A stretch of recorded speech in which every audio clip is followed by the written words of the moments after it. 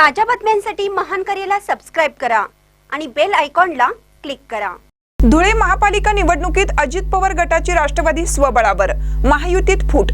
धुळे महानगरपालिकेच्या सार्वत्रिक निवडणुकीच्या पार्श्वभूमीवर राजकीय हालचालींना वेग आला आहे।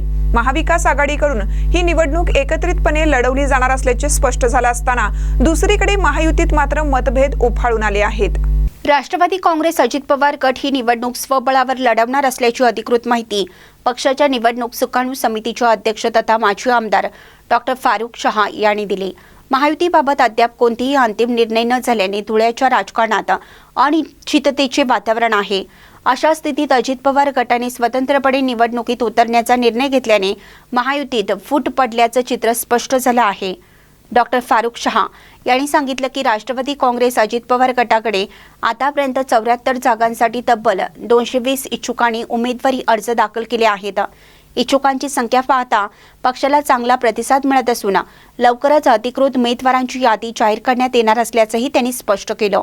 या निर्णयामुळे धुळे महापालिका निवडणूक चुरशीची होण्याची शक्यता निर्माण झाली आहे।